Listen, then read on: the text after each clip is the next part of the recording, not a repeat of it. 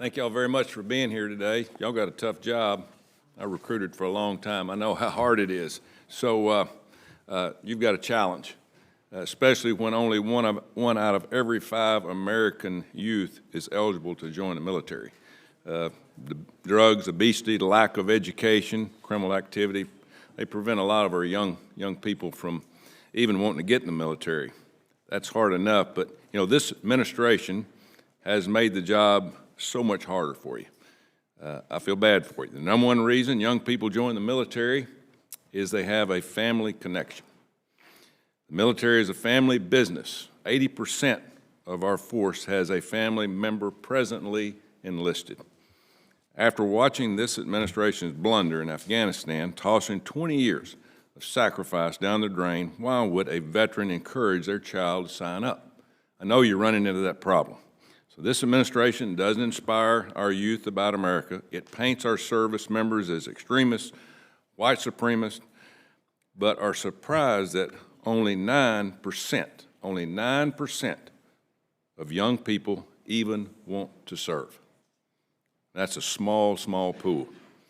Faith in our military has collapsed. For decades, our military was the most trusted organization in America.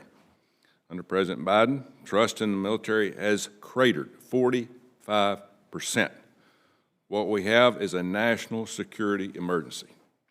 So, Secretary Miller, I've reviewed the list of speaking engagements for senior leaders at the Pentagon and could find no trace, zero, of anyone speaking publicly about recruiting the leaders of our military. But there were plenty of speeches on climate change, Pride Month, and global water security. What is going on here? What actions have the DOJ leaders taken to solve this crisis? Secretary Miller. Thank you, Senator, for that question. The senior leadership of the department, from Secretary Austin, Secretary Hicks, to the secretaries of the military departments, are absolutely focused on the issue of recruiting and critical retention. And we do see our senior leaders engaging on this topic. Just as recently as this past weekend, we had Army senior leadership that was on the Today Show talking about this issue, because we agree with you that it's important to get our message out to youth and influencers about the opportunities that service affords, and to kind of cut through the chaff that you mentioned on some of the more provocative rhetoric that is often shaped by well-intentioned but perhaps misinformed external providers.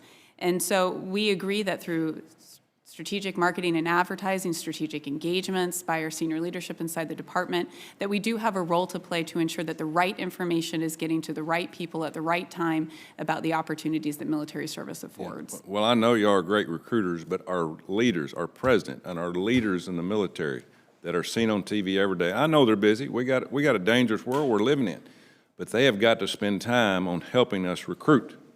I mean, we need everybody on board. This panel's, we've heard a lot of concerns and critiques, but I want to first take a moment to commend the United States Marine Corps. The Marines are the only service currently to meet the F-22 recruiting numbers. Well done. The Marines are meeting their numbers because they stick to talking about defending our nation. You know, compare any Marine Corps recruiting ad to the Army's woke campaign, and you'll see why the Marine Corps is meeting its numbers. The calling campaign of the Army was so widely trashed that they had to turn off comments on YouTube. And I saw them. I mean, it's not what this country looks for when we're talking about military and to defending our freedom. Dr. Strobe, are there any legal or policy changes that Congress could direct that would allow the services to modernize recruiting efforts and to be more effective with their current budget? Senator, I'm glad you asked that question. I do think there are some things we need to look at as far as accessing data.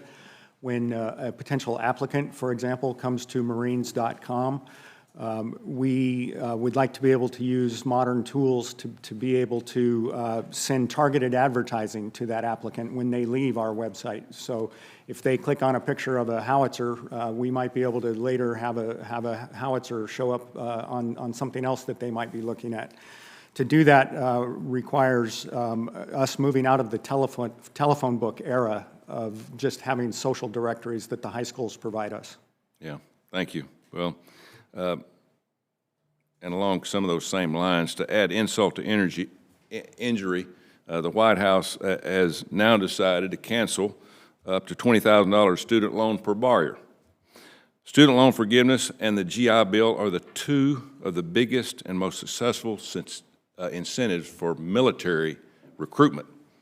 To your knowledge, any of you, were the consequences of military service recruiting considered during the recent student loan forgiveness?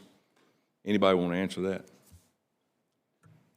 Senator, I can answer that. Certainly, for any strategic decision, all of the federal agencies are asked for input, and the White House does take that under consideration.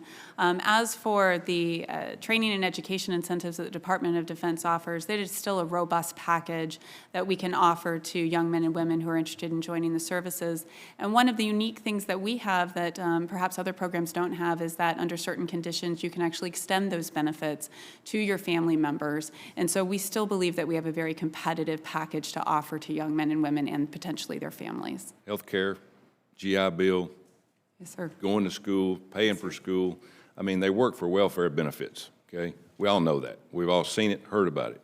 And, you know, we need to correct some of this. But I want to end this on, I read an article from Thomas Spohr of the National Defense Director of Heritage. He says, the American military remains a faithful and loyal servant of the Republic.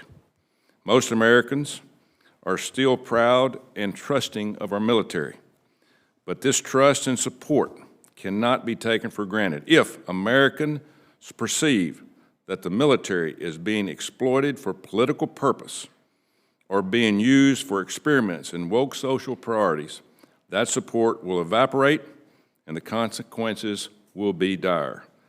My hope and prayer are that we figure out all of this before it's too late. Thank you very much.